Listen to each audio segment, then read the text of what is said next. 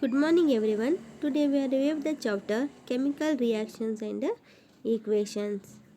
See, you know that what do you mean by chemical reactions and equation? A solution of a substance X is used for whitewashing. So name the substance X and write its formula. And write the substance of the X and named in above with the water. Here, the substance X is calcium oxide and its chemical formula is CaO. Calcium, you know that. What do you mean by calcium oxide? Calcium oxide ಅಂದರೆ ಏನಂತ ನಿಮಗೆಲ್ಲರಿಗೂ ಕೂಡ ಗೊತ್ತು. ಇಲ್ಲಿ ಕೊಟ್ಟಿರ್ತಕ್ಕಂಥ ಏನು substance X ಅನ್ನು ಇದೆಯೋ ಈ ಸಬ್ಸ್ಟೆನ್ಸ್ ಎಕ್ಸ್ ಅನ್ನು ಏನಾಗಿದೆ ಕ್ಯಾಲ್ಶಿಯಂ ಆಕ್ಸೈಡ್ ಅನ್ನು ಆಗಿದೆ. ಮತ್ತು ಇದರ molecular formula is CaO. CaO means calcium oxide. And calcium oxide reacts vigorously with water to form calcium hydroxide. ಈ ಕ್ಯಾಲ್ಶಿಯಂ ಆಕ್ಸೈಡನ್ನು ಕ್ವಿಕ್ಕಾಗಿ ವಾಟರ್ ಜೊತೆ ರಿಯಾಕ್ಟ್ ಆಗಿ ಏನು ಫಾರ್ಮ್ ಆಗುತ್ತೆ ಇಲ್ಲಿ ಕ್ಯಾಲ್ಶಿಯಂ ಹೈಡ್ರಾಕ್ಸೈಡ್ ಅನ್ನೋ ಫಾರ್ಮೇಷನ್ ಆಗುತ್ತೆ ಅಂದರೆ slag. It is also call it as slaked lime. And calcium oxide reacts with water to give calcium hydroxide. Calcium ಆಕ್ಸೈಡನ್ನು ವಾಟರ್ ಜೊತೆ ರಿಯಾಕ್ಟ್ ಆದಾಗ ಏನು ಕೊಡುತ್ತೆ ಇದನ್ನು ಕ್ಯಾಲ್ಶಿಯಂ ಹೈಡ್ರಾಕ್ಸೈಡನ್ನು ಕೊಡುತ್ತೆ. So calcium oxide are quick lime. It's reacts with water to give calcium hydroxide. And then, so what does one mean by exothermic and endothermic reactions and give example? ಇಲ್ಲಿ exothermic ಮತ್ತು endothermic reaction ಅಂದರೆ ಏನು, ಯಾವುದಾದ್ರೂ ಒಂದು ಎಕ್ಸಾಂಪಲ್ಸನ್ನು ಕೊಡು ಅಂತಂದು ಹೇಳಿದ್ದಾರೆ. ಇಲ್ಲಿ exothermic reaction, the reaction in which heat is released are the chemical reactions that release energy in the form of heat, light or sound called exothermic reaction. For example, carbon. When carbon reacts with oxygen to give carbon dioxide. So reactions that absorb energy or require energy in order to proceed are called endothermic reaction. The examples of ಅಥವಾ the reaction in which heat is absorbed, ಹೀಟನ್ನು absorbed ಮಾಡ್ತಕ್ಕಂತಹ ರಿಯಾಕ್ಷನನ್ನು ಕೂಡ ಇಲ್ಲಿ endothermic reaction ಅಂತ ನಾವು ಇಲ್ಲಿ ಕರಿತೀವಿ. For example Nitrogen reacts with oxygen, it forms nitrogen oxide. So ಹೀಟನ್ನು ನೈಟ್ರೋಜನನ್ನು ಆಕ್ಸಿಜನ್ ಜೊತೆ ರಿಯಾಕ್ಟ್ ಆಗಿ ಅದನ್ನು ಹೀಟ್ ಆದಾಗ ಏನಾಗುತ್ತೆ ಇಲ್ಲಿ ನೈಟ್ರೋಜನ್ ಆಕ್ಸೈಡನ್ನು ಆಗುತ್ತೆ. So why is respiration considered an exothermic reaction? ಯಾಕೆ ರೆಸ್ಪಿರೇಷನನ್ನು ಇಲ್ಲಿ ಎಕ್ಸೋಥರ್ಮಿಕ್ ರಿಯಾಕ್ಷನ್ ಅಂತ ಕನ್ಸಿಡರನ್ನು ಮಾಡ್ತೀವಿ? So respiration is considered as exothermic reaction. ರೆಸ್ಪಿರೇಷನನ್ನು ಎಕ್ಸೋಥರ್ಮಿಕ್ ರಿಯಾಕ್ಷನ್ ಅಂತ ಇಲ್ಲಿ ಕನ್ಸಿಡರ್ಡನ್ನು ಮಾಡಿದ್ದಾರೆ. Because in respiration oxidation of glucose takes place which produces large amount of heat energy. For example ಏನು ಹೇಳಬೇಕಂದ್ರೆ ರೆಸ್ಪಿರೇಷನನ್ನು ಏನು ಮಾಡುತ್ತೆ ಅಂದರೆ is oxidisation of glucose takes place which produces large amount of heat energy. ಗ್ಲುಕೋಸನ್ನು ಆಕ್ಸಿಡೈಸ್ಡನ್ನು ಮಾಡಿಕೊಂಡು ಲಾರ್ಜ್ ಅಮೌಂಟ್ ಆಫ್ ಹೀಟ್ ಎನರ್ಜಿಯನ್ನು ಇಲ್ಲಿ ಪ್ರೊಡ್ಯೂಸ್ ಮಾಡ್ತಕ್ಕಂಥದ್ದನ್ನು ನಾವಿಲ್ಲಿ ನೋಡ್ತೀವಿ. For example when glucose reacts with oxygen it's gives carbon dioxide, water and then released the energy. So here, why are decomposition reactions called opposite of combination reactions? ಯಾಕೆ decomposition ರಿಯಾಕ್ಷನನ್ನು combination ರಿಯಾಕ್ಷನಿನ opposite ಅಂತಂದು ಹೇಳ್ತಾರೆ?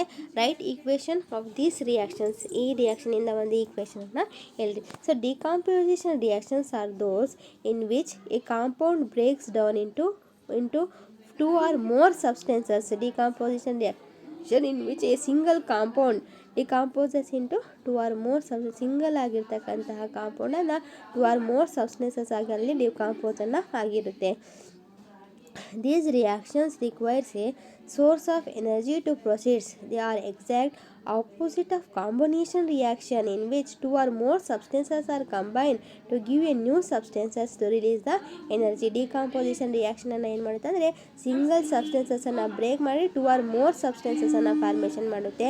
ಅದನ್ನೇ combination reaction ಏನು ಮಾಡುತ್ತೆ ಅಂದರೆ 2 or more ಸಬ್ಸ್ಟೆನ್ಸಸನ್ನು ಏನಾಗುತ್ತೆ ಇಲ್ಲಿ ಕಂಬೈನ್ ಆಗಿ ಒಂದು ಸಿಂಗಲ್ ಸಬ್ಸ್ಟೆನ್ಸಸ್ ಆಗುತ್ತೆ. Thus that is the differences between the decomposition and combination reaction. For example, when calcium carbonate is heated, decomposition reaction ಒಂದು ಸಿಂಗಲ್ ಸಬ್ಸ್ಟೆನ್ಸ್ ಅದನ್ನು ಹೀಟ್ ಮಾಡಿದಾಗ it breaks into 2 or more substances. For example, calcium carbonate heat ಮಾಡಿದ್ರೆ ಏನಾಗುತ್ತೆ ಇಲ್ಲಿ calcium oxide ಮತ್ತು carbon dioxide ಗ್ಯಾಸನ್ನು release ಆಗುತ್ತೆ. And then combination reactions means 2 or more substances are combine to form a single substances. ಇಲ್ಲಿ calcium oxide ಮತ್ತು water ಎರಡೂ ಕೂಡ ಕಂಬೈನ್ ಆಗಿ ಏನಾಗುತ್ತೆ ಒಂದು ಸಿಂಗಲ್ ಸಬ್ಸ್ಟೆನ್ಸಸ್ಸನ್ನು ಫಾರ್ಮೇಷನ್ ಆಗುತ್ತೆ.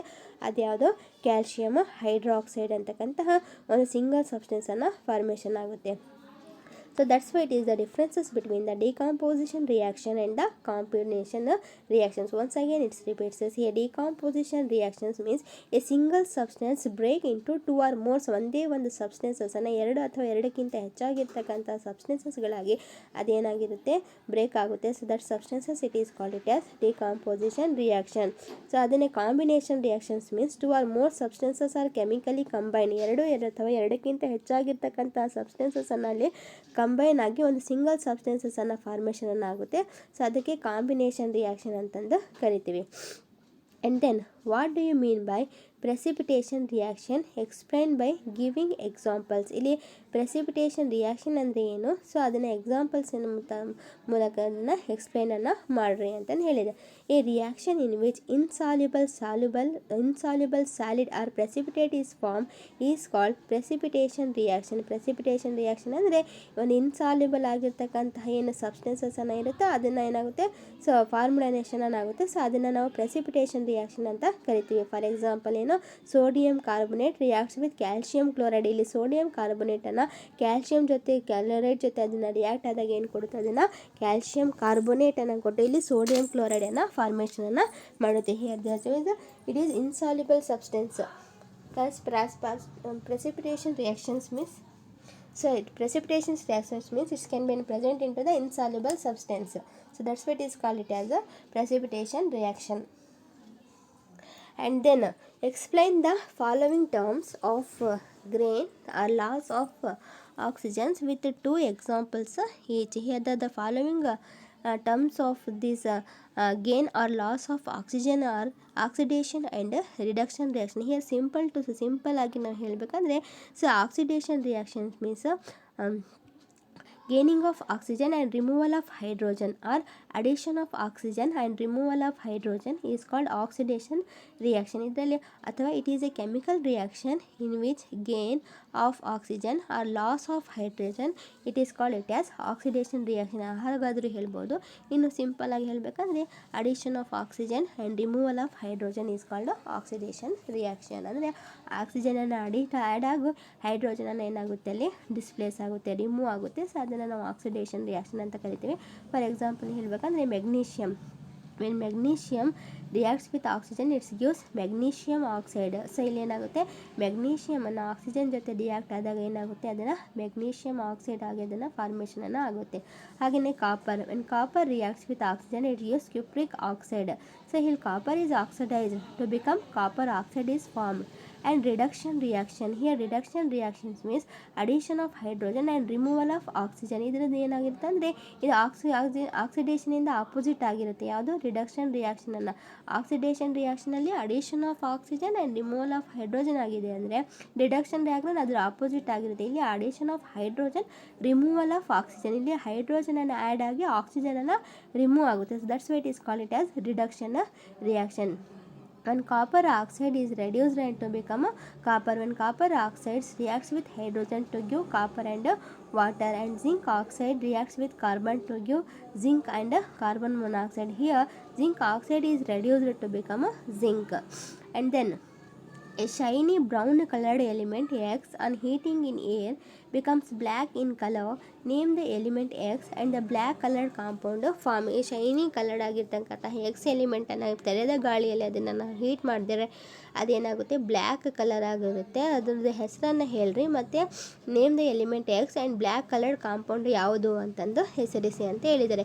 ಇಲ್ಲಿ ಎಕ್ಸ್ ಈಸ್ ಕಾಪರ್, ಈ ಎಲಿಮೆಂಟ್ ಯಾವುದು X is copper and the black coloured compound is copper oxide. ಅದನ್ನು ನಾವು ಹೀಟ್ ಮಾಡಿದಾಗ ಸುಟ್ಟಿದಾಗ ಅದೇನಾಗುತ್ತೆ ಬ್ಲ್ಯಾಕ್ ಬ್ಲ್ಯಾಕ್ ಕಲರ್ಡ್ ಆಗಿರ್ತಕ್ಕಂತಹ ಕಾಂಪೌಂಡ್ ಯಾವುದು ಕಾಪರ್ ಆಕ್ಸೈಡ್ ಆಗುತ್ತೆ. So the equation of the reactions involved on heating on copper is copper and oxygen. When copper reacts with oxygen or when copper is heat in the presence of oxygen, it gives copper oxide. Here copper and oxygen, when copper reacts with oxygen, a shiny brown colored is formed. When it becomes heat, ಅದನ್ನು heat ಮಾಡಿದ್ರೆ ಅದೇನಾಗುತ್ತೆ black coloured ಆಗಿ formation ಆಗುತ್ತೆ.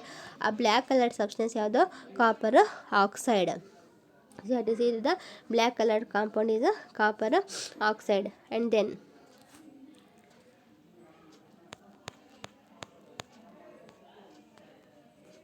so acids, bases and salts. It is also very important question in your examination. So here, which gas is usually liberated when an acid react with metal? So acid ಅನ್ನು metal ಜೊತೆ react ಆದಾಗ ಯಾವ ಗ್ಯಾಸನ್ನು ಇಲ್ಲಿ ಏನಾಗುತ್ತೆ liberation ಆಗುತ್ತೆ. ಇಲ್ಲಸ್ಟ್ರೇಟ್ with ಎಕ್ಸಾಂಪಲಿನ ಮೂಲಕ ಅದನ್ನು ಇಲ್ಲಸ್ಟ್ರೇಟ್ ಮಾಡಿ ಮತ್ತು how you can test for the presence of this gas. ಈ ಗ್ಯಾಸನ್ನು ಇದೆ ಅಂತಂದರೆ ನೀವು ಯಾವ ಥರ ಅದನ್ನು ಟೆಸ್ಟನ್ನು ಮಾಡ್ತೀರಾ ಅಂತಂದು. So look at the diagrams. All of you observe the diagrams and set up the operators as shown in the ಫಿಗರಲ್ಲಿ ತೋರಿಸಿರುವ ಹಾಗೆ ಎಲ್ಲರೂ ಕೂಡ ಏನು ಮಾಡಿರಿ ಈ ಆಪರೇಟರ್ಸನ್ನು ಸೆಟ್ ಮಾಡಿರಿ.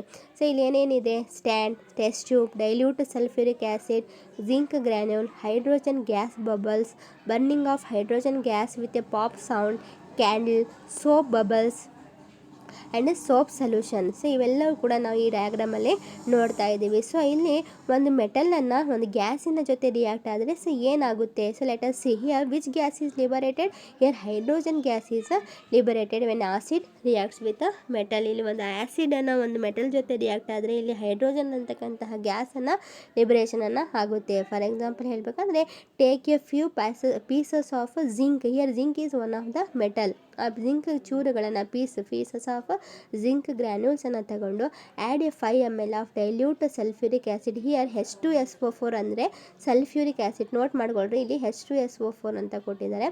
H2SO4 means sulphuric acid. ಈ ಸಲ್ಫ್ಯೂರಿಕ್ ಆ್ಯಸಿಡ್ ಮತ್ತು ಜಿಂಕ್ ಚೂರುಗಳನ್ನು ಎರಡೂ ಕೂಡ ನಾವು ಆ್ಯಡ್ ಮಾಡಿದ್ರೆ ಇದರಿಂದ ಏನಾಗುತ್ತೆ. So here the gas is liberated. ಇದರಿಂದ ಒಂದು ಗ್ಯಾಸನ್ನು ಲಿಬರೇಟೆಡ್ ಆಗಿರುತ್ತೆ. ಆ ಒಂದು ಗ್ಯಾಸ್ ಯಾವುದು hydrogen gas. So this gas passed into the soap solution. ಆ ಒಂದು ಗ್ಯಾಸನ್ನು ಫಿಗರಲ್ಲಿ ತೋರಿಸುವ ಹಾಗೆ ಡೆಲಿವರಿ ಟ್ಯೂಬಿನ ಮೂಲಕ ಇದು ಸೋಪ್ ಸೊಲ್ಯೂಷನಲ್ಲಿ ಅದನ್ನು ಪಾಸ್ ಮಾಡಿದಾಗ ಇಲ್ಲಿ ಏನಾಗ್ತಿದೆ ಬಬಲ್ಸ್ಗಳನ್ನು ಫಾರ್ಮೇಷನ್ ಆಗ್ತಿದೆ. ನೀವು ಅಬ್ಸರ್ವ್ ಮಾಡಬಹುದು. ಈ ಬಬಲ್ಸ್ಗಳನ್ನು ಫಾರ್ಮೇಷನ್ ಇದರಿಂದ how to hydrogen the bubbles is formed. So these bubbles contain the hydrogen gas. ಈ ಏನು ಬಬಲ್ಸ್ಗಳೇನಿದೆ ಇದು ಏನು ಕಂಟೈನ್ ಮಾಡ್ಕೊಂಡಿದೆ ಹೈಡ್ರೋಜನ್ ಗ್ಯಾಸನ್ನು ಕಂಟೈನನ್ನು ಮಾಡ್ಕೊಂಡಿದೆ. ಇಲ್ಲಿ ತೋರಿಸಿದರೆ ಈಕ್ವೇಷನಿನ ಮೂಲಕ H2SO4 plus ZnSO4 plus H2 ಅಂದರೆ sulphuric acid reacts with zinc to give zinc sulphate and hydrogen gas. When ಈ test the evolved hydrogen gas. ಇಲ್ಲಿ ಎವಾಲ್ವ್ಡ್ ಆಗಿರ್ತಕ್ಕಂಥ ಏನು ಹೈಡ್ರೋಜನ್ ಗ್ಯಾಸನ್ನು ಇದು ಹೈಡ್ರೋಜನ್ ಗ್ಯಾಸೇ ಅಂತಂದು ನಾವು ಇಲ್ಲಿ ಟೆಸ್ಟ್ ಮಾಡಬೇಕಂದ್ರೆ ನಾವು ಯಾವ ಥರ ಟೆಸ್ಟ್ ಮಾಡ್ಬೋದು ಅಂದರೆ ಬೈ ಬರ್ನಿಂಗ್ ಕ್ಯಾಂಡಲ್ಸು ನಾವು ಒಂದು ಕ್ಯಾಂಡಲನ್ನು ಬರ್ನ್ ಮಾಡಿ ನಾವು ಏನು ಮಾಡಬೇಕಾಗುತ್ತೆ ಆ ಬಬಲ್ಸಿನ ಮುಂದೆ ನಾವು ಇಟ್ಟಾಗ ಸೊ ಅದರಲ್ಲಿ ಒಂದು ಪಾಪ್ ಸೌಂಡ್ ಅಂದರೆ ಪಟ್ ಅಂತ ಒಂದು ಸೌಂಡನ್ನು ಬರುತ್ತೆ. ಪಾಪ್ ಸೌಂಡ್ ಅಂತ ಬಂದರೆ ಅದರಲ್ಲಿ ಏನಿದೆ ಅಂತ ಒಂದು ಹೈಡ್ರೋಜನ್ ಗ್ಯಾಸನ್ನು ಇದೆ ಅಂತ ಅರ್ಥ. ಅದರಲ್ಲಿ ಹೈಡ್ರೋಜನ್ ಗ್ಯಾಸ್ ಇದೆ ಅಂದರೆ ಅದರಲ್ಲಿ ಒಂದು ಪಾಪ್ ಸೌಂಡನ್ನು ಪಾಪ್ ಸೌಂಡನ್ನು ಫಾರ್ಮೇಷನನ್ನು ಆಗುತ್ತೆ. ಆ ಪಾಪ್ ಸೌಂಡನ್ನು ಫಾರ್ಮೇಷನ್ ಆಗಿದೆ ಅಂದರೆ ಅದರಲ್ಲಿ ಏನಿದೆ ಅಂತ ಹೈಡ್ರೋಜನ್ ಗ್ಯಾಸನ್ನು ಇದೆ ಅಂತ. So hut we can test the candles brought near the soap bubbles. And then so very important questions. Why do HCl and HNO3? Here HCl ಅಂದರೆ ಹೈಡ್ರೋಕ್ಲೋರಿಕ್ ಆ್ಯಸಿಡ್, HNO3 ಅಂದರೆ ನೈಟ್ರಿಕ್ ಆ್ಯಸಿಡ್. ನಿಮಗೆ ಕೇಳಬಹುದು ಎಕ್ಸಾಮಿನೇಷನಲ್ಲಿ what is the molecular formula of nitric acid ನೋಡಿ. ಇಲ್ಲಿ HNO3 ಅಂದರೆ nitric acid, HCl ಅಂದರೆ hydrochloric acid. Note ಮಾಡ್ಕೊಳ್ರಿ.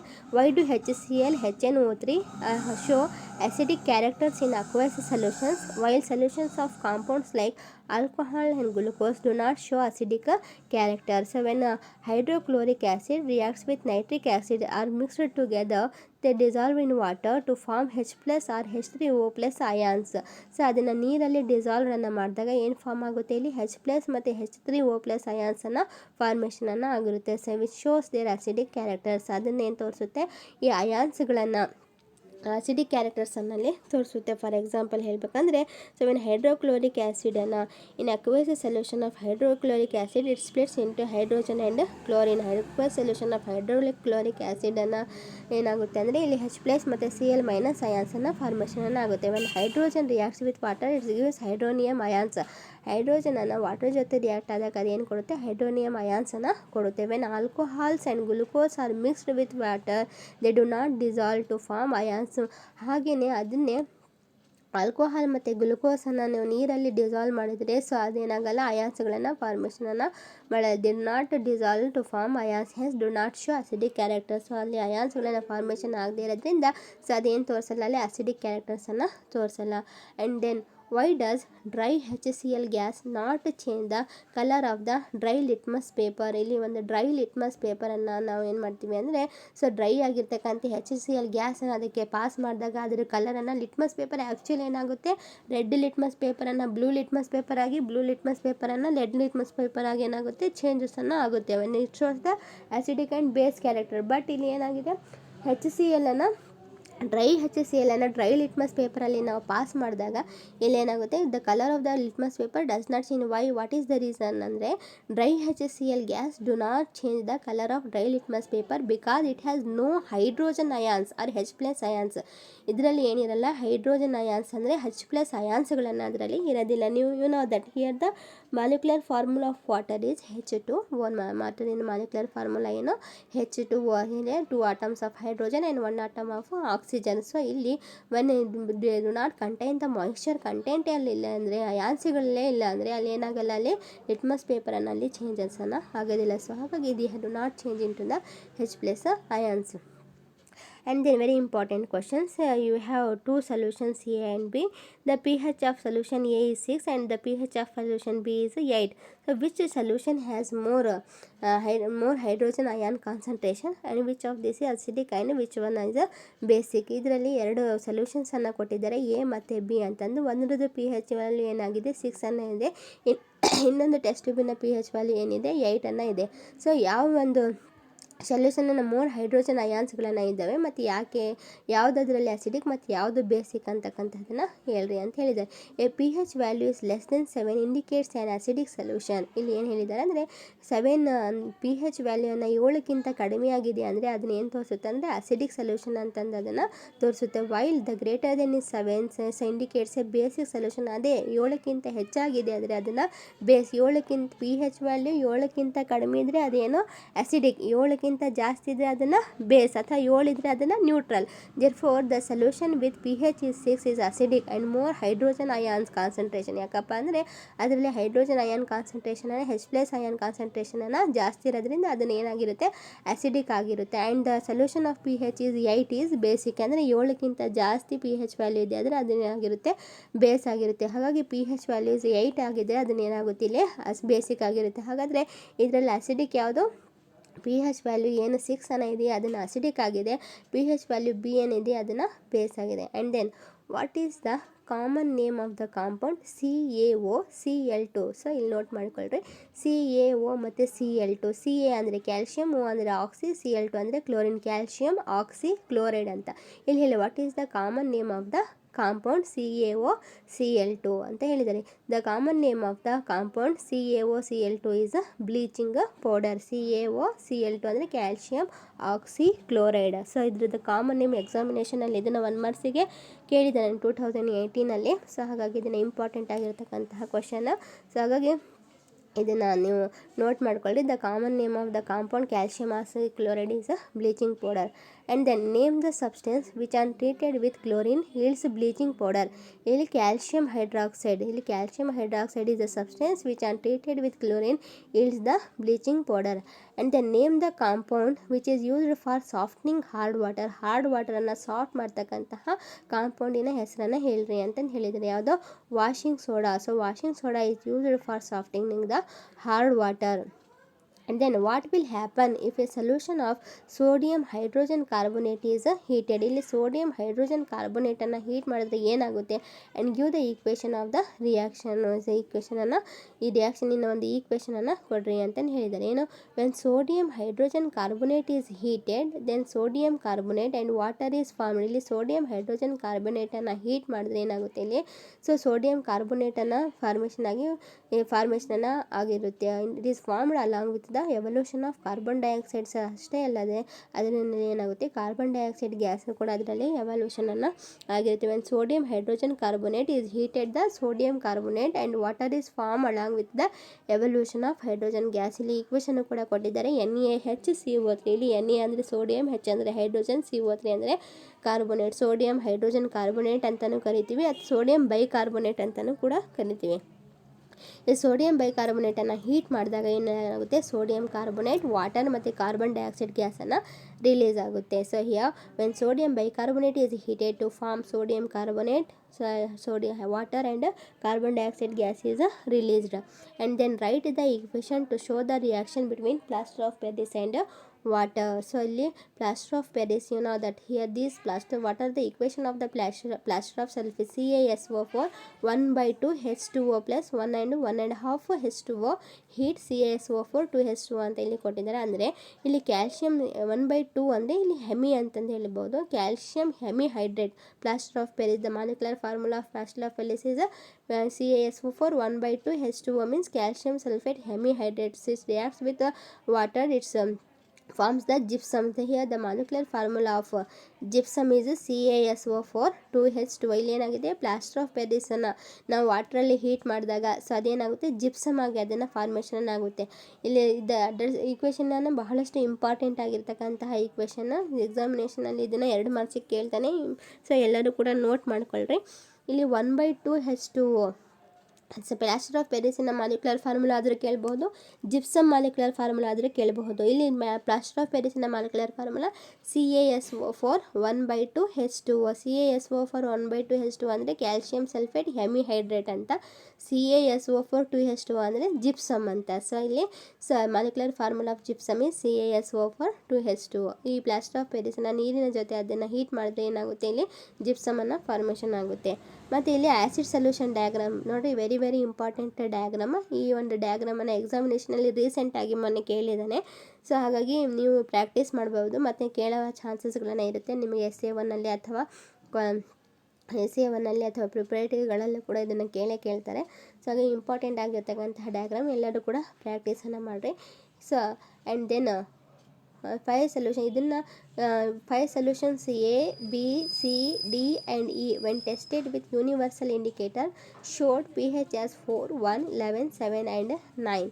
So ಇದರಲ್ಲಿ which one is neutral, which one is strongly alkaline and which one is strongly acidic, weakly alkaline ಕೊಟ್ಟಿರ್ತಕ್ಕಂತಹ ಏನು ಒಂದು ಇಂಡಿಕೇಟರ್ಸ್ಗಳನ್ನು ಇದ್ದಾವೆ. ಆ ಒಂದು ಇಂಡಿಕೇಟರ್ಸ್ಗಳಲ್ಲಿ ಯಾವುದ್ರದ್ದು pH ವ್ಯಾಲ್ಯೂನ ಸ್ಟ್ರಾಂಗ್ ನ್ಯೂಟ್ರಲ್ ಆಗಿದೆ, ಆಲ್ಕಲೈನ್ ಇದೆ, ಆಸಿಡಿಕ್ ಇದೆ, ವೀಕ್ಲಿ ಆಲ್ಕಲೈನ್ ಇದೆ ಅಂತಂದು ನೀವು arrange the pH in the increasing order of hydrogen ion concentration. Hydrogen ion ಕಾನ್ಸಂಟ್ರೇಷನನ್ನು ಒಂದು ಇನ್ಕ್ರೀಸಿಂಗ್ ಆರ್ಡರಲ್ಲಿ ಅದನ್ನು ಅರೇಂಜನ್ನು ಮಾಡಿರಿ ಅಂತಂದು ಹೇಳಿದ್ದಾರೆ. Neutral. Here the solution D, the pH value is 7. ಸೊ pH ವ್ಯಾಲ್ಯೂ 7 ಆಗಿದೆ ಅಂದರೆ ಸೊ ಅದನ್ನೇನಾಗಿರುತ್ತೆ? ಅದನ್ನು ನ್ಯೂಟ್ರಲ್ ಆಗಿದೆ ಅಂತ ಅರ್ಥ. ಹಾಗೆ strongly alkaline means the solution C is the strongly alkaline because its pH value is 11. pH value 11 ಆಗಿರೋದ್ರಿಂದ ಸೊ ಅದನ್ನೇನಾಗಿದೆ? ಸ್ಟ್ರಾಂಗ್ಲಿ ಆಲ್ಕಲೈನ್ ಆಗಿದೆ. ಮತ್ತು ಸ್ಟ್ರಾಂಗ್ಲಿ ಅಸಿಡಿಕ್ ಅಂದರೆ the pH value is 1. pH ವ್ಯಾಲ್ಯೂನ 1 ಇದೆ ಅಂದರೆ ಅದೇನಾಗಿರುತ್ತೆ? ಲೆಸ್ ದೆನ್ 6 or 7 ಇದೆ ಅಂದರೆ ಅದೇನಂತ? ಅಸಿಡಿಕ್ ಇದೆ ಅಂತ. ಸೊ ಹಾಗಾಗಿ the pH value of strongly acidic is when the pH value is 1. pH value 9 ಇದೆ ಅಂದರೆ ಅದು ಸ್ಟ್ರಾಂಗ್ಲಿ ಅಸಿಡಿಕ್ ಆಗಿದೆ ಅಂತ. And weakly acidic means the pH value is 4. ಅದರ pH ವ್ಯಾಲ್ಯೂನ 4 ಆಗಿದೆ ಅಂದರೆ ಅದೇನಾಗಿರುತ್ತೆ? ವೀಕ್ಲಿ ಅಸಿಡಿಕ್ ಆಗಿರುತ್ತೆ. ಕಂಪೇರ್ ಟು ದ 1 ಕಂಪೇರ್ ಮಾಡಿದರೆ ಸೊ ಇದ್ರದ್ದು pH ವ್ಯಾಲ್ಯೂನ ವೀಕ್ಲಿ ಅಸಿಡಿಕ್ ಆಗಿರುತ್ತೆ. And then weakly alkaline is the solution E because its pH value is 9. ಯಾಕಂದರೆ ಅದರ pH ವ್ಯಾಲ್ಯೂ 9 ಆಗಿರುತ್ತೆ. 9 ಆಗಿರೋದ್ರಿಂದ so here the pH can be arranged in the increasing order of the concentration of hydrogen ions. ಈ P H ಅನ್ನು ಯಾವ ಥರ arrange ಆಗಿದೆ, 11 is greater than 1 is greater than 4 is greater than 7 is greater than 9 is greater than 11. So ಈ ಥರ increasing ಆರ್ಡ್ರಲ್ಲಿ ಏನು ಮಾಡಿದ್ದಾರೆ, ಇಲ್ಲಿ ಅರೇಂಜ್ ಮಾಡಿರ್ತಕ್ಕಂಥದ್ದನ್ನು ನಾವಿಲ್ಲಿ ನೋಡ್ತೀವಿ. 11 ಇದೆ, 11ಕ್ಕಿಂತ ಲೆಸರ್ 9 ಇದೆ, 9ಕ್ಕಿಂತ ಲೆಸರ್ 7 ಇದೆ, 7ಕ್ಕಿಂತ lesser 4 to lesser 1 you have to see that very important question. And then, so what is neutralization reaction? Give 2 examples. ಇಲ್ಲಿ ನ್ಯೂಟ್ರಲೈಸೇಷನ್ ರಿಯಾಕ್ಷನ್ ಅಂದರೆ ಏನು, ಅದಕ್ಕೆ 2 ಎಕ್ಸಾಂಪಲ್ಸನ್ನು ಕೊಡ್ರಿ ಅಂತಂದು ಹೇಳಿದೆ. ಇಲ್ಲಿ neutralisation reactions means the reaction in which acid and base react together to form a salt and water is called neutralisation reaction. ಒಂದು ಆ್ಯಸಿಡ್ ಒಂದು ಬೇಸ್ ಎರಡೂ ಕೂಡ ರಿಯಾಕ್ಟ್ ಆಗಿ ಏನಾಗುತ್ತೆ, ಒಂದು ಸಾಲ್ಟ್ ಮತ್ತು ವಾಟ್ರನ್ನು ಕೊಡುತ್ತೆ. ಸೊ ಅದನ್ನು ನ್ಯೂಟ್ರಲೈಸೇಷನ್ ರಿಯಾಕ್ಷನ್ ಅಂತ ಕರಿತೀವಿ. The reaction in which acid and base react with each other to give salt and water is called a neutralization reaction. For example, sodium hydroxide is one of the base. ಒಂದು base ಮತ್ತು hydrochloric acid ಜೊತೆ react ಆದಾಗ ಏನು ಕೊಡುತ್ತೆ, NaCl salt ಮತ್ತು ವಾಟ್ರನ್ನು ಕೊಡುತ್ತೆ. When base reacts with hydrochloric acid to give salt and water. Sodium hydroxides reacts with hydrochloric acid to give sodium chloride and water. When nitric acid reacts with potassium hydroxide, nitric ಆ್ಯಸಿಡನ್ನು potassium hydroxide ಜೊತೆ ಅದನ್ನು react ಆದಾಗ ಏನು ಕೊಡುತ್ತೆ, ಅದನ್ನು salt ಮತ್ತು water H2 ಕೊಡುತ್ತೆ. So ಹಾಗಾಗಿ reaction in which acid and base react with each other to give salt and water is called neutralisation reaction. And then what are the 2 importances of washing soda and the baking soda? Washing soda, it is used in glass, soap and paper industries. It is used in the remove the permanent hardness of water.